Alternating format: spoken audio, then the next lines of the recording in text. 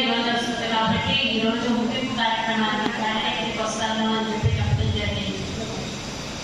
Teachers training జరగడం అన్నది, అందులో ముఖ్యంగా సైన్స్ టీచర్స్ ట్రైనింగ్ జరపడం అన్నది చాలా చాలా సంతోషకరం. రమేష్ గారు ఒకసారి నన్ను సావిత్రిబాయి పూలే దానికి పిలుస్తూ ఉంటారు, మొట్టమొదటి టీచర్ మనకి ఆమె. అలాగే టీచర్స్కి ప్రత్యేకంగా కార్యక్రమాలు నిర్వహిస్తూ పోతూ ఉంటున్నారు ఎడ్యుకేషన్ వాళ్ళు. అందులో సైన్స్ టీచర్స్కి ఒక్కరోజు కాదు, 2 రోజులు కాదు, 4 రోజుల నుంచి వరుసగా కార్యక్రమాలు నిర్వహిస్తున్నారంటే సామాన్యంగా. కానీ ఇది చాలా చాలా అవసరం. ఇందాక రాజుగారు అడిగినట్లు సంపద అంటే డబ్బు కాదు. సంపద అంటే మన దేశానికి సంపద ఏంటి అంటే పిల్లలు, భావి భవిష్యత్తు, వచ్చే జనరేషన్ ఉండే పిల్లలు. ఆ పిల్లల సంపదని సృష్టించగలుగుతున్న వాళ్ళు మీ తల్లిదండ్రులు అని పెంచుకున్నారు. కానీ వాళ్ళని ఒక మంచి మార్గంలోకి తీసుకువెళ్ళగలిగేది ఆ సామర్థ్యం ఉన్నవాళ్ళు టీచర్లు. తల్లిదండ్రుల తర్వాత ముఖ్యమైన పాత్ర వహించే గురువులు. ఆ గురువులకి ఎలాంటి వాళ్ళకి ట్రైనింగ్ ఇవ్వడం, అందులో సైన్స్ నేర్పించే దాంట్లో వాళ్ళకే ట్రైనింగ్ ఇవ్వడం అనేది ఎంత అవసరమో రమేష్ గారు గ్రహించారు. ఒక దేశం వెనక్కి వెళ్ళిపోవడానికి ముందుకెళ్ళాలి అన్నారని ఆ దేశంలో ఉన్న వాళ్ళని విద్యాలయాన్ని చూస్తే అర్థమవుతుందండి. యూనివర్సిటీస్ ఎలా ఉన్నాయి, స్కూల్స్ ఎలా ఉన్నాయి, వాటిలో టీచింగ్ స్టాఫ్స్ ఎలా ఉన్నాయి, టీచర్స్ ఎలా ఉన్నారు అన్నది చూస్తే మనకు ఆ దేశం ముందుకెళ్తుందో వెనకెళ్తుందో అర్థమవుతుంది. అలాంటి పరిస్థితుల్లో దేశంలో అందరూ చాలా వరకు ఆలోచించడానికి మోడల్గా ఒకే దాంట్లో వెళ్ళిపోవడానికి సిద్ధపడిపోయి ఆలోచించడానికి వెనుకంజ వేస్తూ ఉన్నారు. అలాంటి టైంలో సైంటిఫిక్ టెంపర్, సైన్స్ అసలు సబ్జెక్ట్ కాదు. పిల్లలకి కేవలం బట్టి పట్టడానికో ఇయో చెప్పే విషయాలు కాదు. ఒక సైంటిఫిక్ టెంపర్మెంట్ ఎంతవరకు అవసరం, ఎలా వాళ్ళు చూడాలి, ఏ విషయాన్నైనా దేనైనా ఒక వైజ్ఞానిక దృష్టిలో ఎలా చూడాలి అని నేర్పించగలిగింది ఆ సైన్స్ మీద చేయవలసింది టీచర్. సైన్స్ అంటే ఇందాక కూడా అంటున్నట్టుగా ఎక్కడో లేదు, ప్రతిదీ రోజు ఆహారం, తీసుకునే నీరు, ప్రతి దాంట్లో సైన్స్ ఉంది. వాటర్ అంటే H2O ఎలా వస్తుంది, నైట్రోజన్ ఆక్సిజన్ కలిస్తే వస్తూ ఉంటుంది. ఆహారం అంటే ఏంటి, combination of proteins, carbohydrates, so fats అని చెప్పి ఇవన్నీ చదువుకుంటూ ఉన్నాం. ఇవన్నీ నేర్పించాలి తన పిల్లలకి. అదొక పాటలాగా బయట పట్టే దానిలాగా కాకుండా ప్రతిదీ ఒక ఇంట్రెస్టింగ్గా అనగా మీరు చెప్పగలిగితే ఆ పిల్లలు భవిష్యత్తు నిర్మాణంలో ఉన్నారు. అలా కాకుండా ఎప్పటి నుంచి పాటిపోయింది అసలు విద్యా విధానం, మనలో ఒక ఇంట్రెస్ట్ క్యూరియాసిటీని ఎప్పటి నుంచి చంపేశారు అని అంటే, నాకు తెలిసి ఎప్పుడైతే ఎంసెట్ కోచింగ్ సెంటర్స్ ఇంటర్మీడియట్లో ఇవన్నీ మొదలైపోయినాయో కొన్ని ఇన్స్టిట్యూషన్స్ వాళ్ళ పిల్లల్ని బట్టి పట్టే విధానంలో ర్యాంక్ అనేది ఎక్కువ ఇంపార్టెన్స్ ఇస్తూ, ర్యాంక్ ఇంపార్టెంట్ వీళ్ళకి నాలెడ్జ్ కాదు అని నాలెడ్జ్ ఎక్కువ పక్కన పడేశారు. ఆ ర్యాంకుల్లో నుంచి నాలెడ్జ్ రావట్లేదు, మనకి మోసపోసిన పద్ధతిలో తయారవుతున్నారు. అది దేశానికి ఉపయోగపడుతుందా, దేశ భవిష్యత్తుకి ఏమైనా ఉపయోగపడుతుందా అంటే ఏమాత్రం ఉపయోగపడట్లేదు.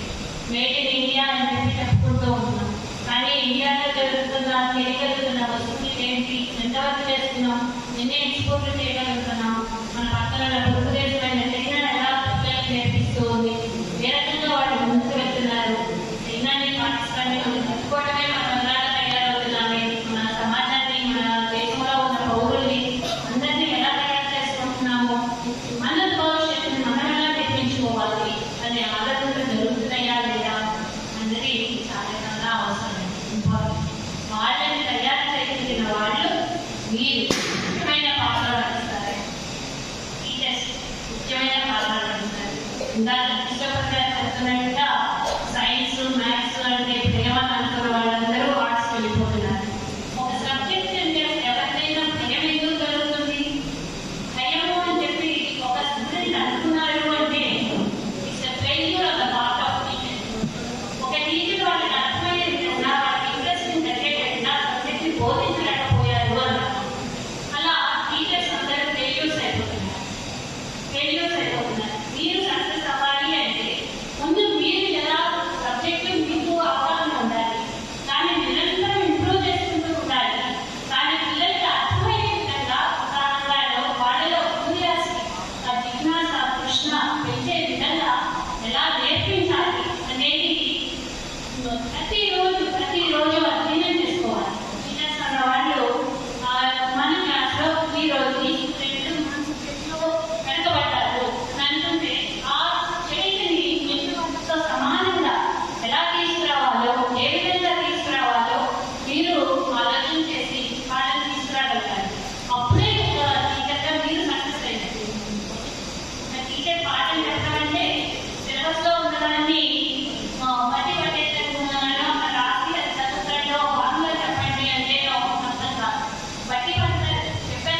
మార్కులు వస్తాయి. కానీ అది వాళ్ళకి అర్థం కాకపోతే అది ఉచితంగా దాన్ని ఉపయోగించుకోవాలి. మనం అలాగే ఇంటిని చూస్తున్నాం, చిత్రాన్ని చూస్తున్నాం. గ్రహణాలు ఎందుకు ఉన్నాయో తెలుసుకోమండి అంటే సైన్స్ టీచర్గా చెప్తాం. కానీ ఇంటికి వెళ్ళి మళ్ళీ సైన్స్ టీచర్గా కూడా మళ్ళా అవే మన పెద్దలు వాటిని ఏం చేశారు అయ్యే పాటిస్తాం. బయటకు రావద్దు, అలా ఇంట్లో తినకూడదు, బయటకు రాకూడదు, గర్భిణీ స్త్రీలు తినకూడదు, పిల్లలు సరైన వాడిని పుట్టారు. ఇలాంటి మళ్ళా ఇంట్లో కూడా పిల్లలు సైన్స్ టీచర్లు అయినా కూడా వాళ్ళు కూడా అలాగే చేస్తూ పోతూ ఉంటున్నారు. అంటే సైన్స్ మీరు నిజ జీవితంలో మీరు పాటిస్తున్నారు, మీరేం చేస్తున్నారు, అవగాహన చేస్తున్నారా అనే అనుమానాలు వస్తూ ఉంటుంది. నిత్య జీవితంలో సైన్స్ ని ప్రతి చేసే పనిలోనూ సైన్స్ ఉంది అంటారు. గుమ్మానికి వస్త్రాయంలో, మామిడాకులు కట్టడంలో, వస్త్రాలుకోవడంలో, మెడలో ఏదైనా వేసుకోవడంలో అన్నింటిలో సైన్స్ ఉంది అని చెప్పి చెప్పడానికి అన్నింటిలో ఉన్నారు. మన కోవిడ్ పీరియడ్లోనే అందరికి ఎంత అశాస్త్రీయమైన పనులన్నింటినీ ప్రచారం చేశారో అందరికీ అయినా కానీ అందరూ వాటిలోనే పడ్డారు. ఏదో మందులు ఇస్తున్నారు అనుకుంటే క్యూలు కట్టేశారు. ప్రాణం ఏదో కాదండి అంటే అందరూ తాగేస్తారు. తాగండి తాగండి పంపిస్తున్నానండి తాగండి అది యాంటీబయాటిక్ గా పనిచేస్తుంది అని అనుకుంటే అందరూ బయటగా పొద్దునే వేడిగా కాస్తుంది, అది నీళ్ళగా వచ్చేస్తుంది, తాగుతూ ఉన్నవాళ్ళు. కానీ అది ఎంతవరకు ఉపయోగపడతాయి ఏంటి అనే ఆలోచన అందరూ పదాలు గంటలు రెండు కొండండి అంటే అందరూ కొట్టారు. దానివల్ల దానివల్ల ఏమైనా మిగిలిందా? ఎట్లాంటి ఆలోచనలు పెంపొందించాలి, మనం శాస్త్రీయమైన ఆలోచనలు ఎలా పెంపొందించాలి, ప్రజల్లో భయం ఎలా పోగొట్టాలి అనే ఆలోచన. భయం అనేది ఎక్కడ ఉంటుంది మనకి? తెలియనప్పుడే దాని గురించి తెలిస్తే భయాలన్నీ పోతాయి. దెయ్యాలు దేవతలు అందరూ కూడా మనకున్న భయాలను మనకున్న ఏంటంటే భయం. ఓహో ఏముంటుంది అక్కడ ఏంటంటే, లేకపోతే వీళ్ళు మనకి ఏదైనా అనారోగ్యం జరిగింది, ఎవరైనా చెన్నబడి చేస్తుంటారు, వాళ్ళెవరో మన మీద ఏదో చేసుకుంటారు అని అనుకోవటం భయం. ఈ భయాలు మనం తెలుసుకోగలగాలి. దాని బట్టి ఎందుకు కారణం ఏంటి అని తెలుసుకొని ఆలోచించగలిగితే రీజన్ అనేది ఎక్కడైతే పిల్లలకి నేర్పించగలుగుతారో ఆ భయాల్ని దూరం చేయగలుగుతారు. ఆ భయాన్ని సైంటిఫిక్ టెంపర్మెంట్, ఆ విధానాన్ని, ఆలోచన విధానాన్ని వాళ్ళ జీవిత విధానంలో కూడా ఒక భాగం చేయగలిగితే, మీరు ఆ రకంగా సైన్స్ బోధించగలిగితే మీరు సక్సెస్ అయ్యారు. అలాగే ఎక్కడైతే లోపం జరుగుతుందో తెలుసుకొని వాళ్ళకి సరైన విధంగా ట్రైనింగ్ ఇవ్వడం అనేది చాలా చాలా అవసరం. ఆ ట్రైనింగ్ మీకు 4 రోజుల నుంచి అన్నీ ఉంటుంది అని చెప్పి నేను అనుకుంటున్నాను. ఒక పువ్వులో పార్ట్స్ చెప్పాలి అంటే సగలు కన్నలు అని చెప్తే బట్టి బట్టలు విధానం లేదు. ఆ పువ్వుని తీసుకొని మీకు దాని గురించి ఎక్స్ప్లెయిన్ చేశారనుకోండి, వాళ్ళకి ఈజీగా అర్థమవుతుంది. అంటే అది అబ్జర్వేషన్, ఎక్స్పెరిమెంటేషన్ వేలో ఉంటుంది. అలాగే పిల్లలకి అలవాటు చేయాలి. ఒకదాన్ని మోడల్స్ తయారు చేయడం, ఎలా సైన్స్ బోధించాలో నేర్పించడం. సైన్స్ నేర్పించేవాడు చిన్నప్పుడు మమ్మల్ని సైన్స్ ఫెయిర్కి తీసుకెళ్ళేవాడు. మా ఫాదర్ అమ్మ కాలేజ్ వచ్చింది అంటే సైన్స్ ఫెయిర్స్ తీసుకెళ్ళేవాడు. అక్కడ ఫెయిర్ ఎలా జరుగుతుందో నాగార్జున సాగర్ డ్యామ్ వెళ్ళామంటే ఎలక్ట్రిసిటీ, హైడ్రో ఎలక్ట్రిసిటీ ప్రాజెక్ట్ అయ్యి చూస్తే ఎలా జనరేట్ అవుతుందో తెలుసుకోగలిగేవాడు. ఇలా పిల్లలకి నేర్పించేవాడు. ఎలక్ట్రిసిటీ తీసుకెళ్ళేవాడు. మొక్కలు ఎలా నేర్చేవాళ్ళు అని నేర్పించి చూపించేవాడు. ఈ రకంగా ఉంటే ఇప్పుడు రికార్డ్స్ వచ్చు, మనకి రికార్డ్స్ రాయడం కూడా వచ్చు. ఒక ప్రాక్టికల్స్ అనేవి లేవు. కాలేజెస్లో, స్కూల్స్లో ల్యాబొరేటరీస్, కాలేజీలో ల్యాబొరేటరీస్ ఎక్స్పెరిమెంట్స్ చేయడం అనేది అది ఉపయోగపడింది అనుకుంటున్నాం. ఒకప్పుడు మనం పెద్ద పెద్ద ల్యాబ్స్ ఉండేవి, ఇంటర్మీడియట్ డిగ్రీ కాలేజెస్లో కూడా. ఆ ల్యాబ్స్లో ఎక్స్పెరిమెంట్స్ చేయించేవాళ్ళు. ప్రతి ఒక్క ఎక్స్పెరిమెంట్స్ అన్నీ ఉండేవి. కానీ ఈ కాలంలో ఇంటర్మీడియట్ పిల్లలు ఒక ల్యాబొరేటరీ వెళ్ళడం చూడట్లేదు. ఒక హాస్పిటల్లో వాటిలో ఉండి క్లాస్ రూమ్లో అన్ని వెంటిలేషన్ కూడా ప్లేస్లో వాళ్ళని పెట్టి సైన్స్ చేస్తున్నారు. అలా ఎలా సైన్స్ అవుతుంది? మా కాలేజీ నుంచి మేము ఇంటికి వెళ్ళే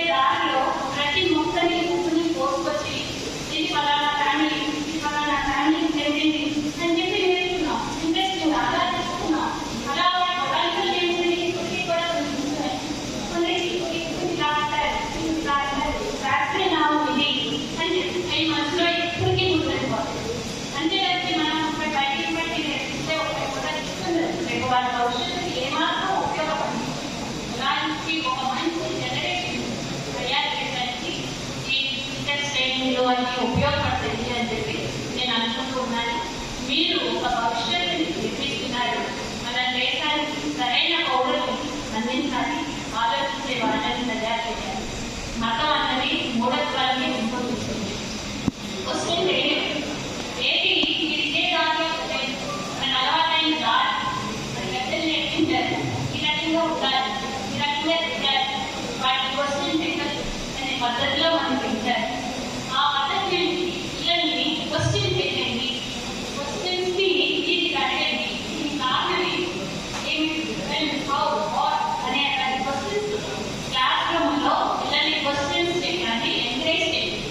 ఆ ఎంకరేజ్ మీరు వాళ్ళని పెద్దగా అడగనిస్తేనే వాళ్ళు అడగడానికి వాళ్ళకి హోప్ ఇవ్వాలి. పిల్లలకి పెళ్ళిలో వెళ్ళేటప్పుడు పిల్లలు రకరకాల ప్రశ్నలు అడుగుతుంది. ఆ ప్రశ్నలకు సమాధానం తెలియనప్పుడు మనం ఎంబరేస్మెంట్ గురైతే ఎదుటి వాళ్ళు ఏమనుకుంటున్నారో ఏంటో అని చెప్పి చాలా ఎవరు చూసుకుంటాం, చెయ్యో చదువుకోండి అని చెప్పి వాటిని డైవర్ట్ చేస్తుంటాం. ఇంకా కానీ అది మనకి కూడా తెలియదు. మనకి కూడా తెలియకపోతే తెలియదు అని అని తెలుసుకోగలిగితే వాళ్ళలో దాని కారణం ఏంటి అనేది విశ్లేషించి చెప్పగలిగితే వాళ్ళకి దాని గురించి సరైన అవగాహన వస్తుంది. ఈ కాలంలో ఇప్పుడు తెలుసుకోలేనప్పుడు ఏమి లేవు.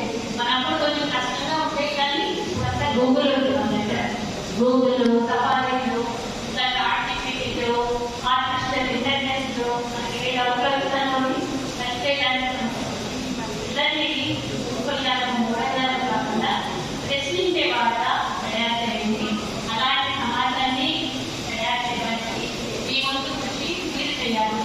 మీ సబ్జెక్టు గురించి పిల్లల్లో ఆసక్తి కలిగేటట్టు, క్యూరియాసిటీ పెరిగేటట్టు వాళ్ళ సబ్జెక్టు నేర్పించగలిగితే మీ పనికి మీరు సక్సెస్ఫుల్గా చేసుకోవాలి. ఆ ప్రతి కార్యక్రమాలు ఉపయోగపడాలి అని చెప్పి అనుకుంటూ నన్ను ఈ కార్యక్రమానికి రమేష్ గారు ఆహ్వానించినందుకు, నాకు కూడా ఈ స్కూల్లో క్యాంపస్ ప్రతిసారి ఉండడానికి అవకాశం కల్పిస్తున్నందుకు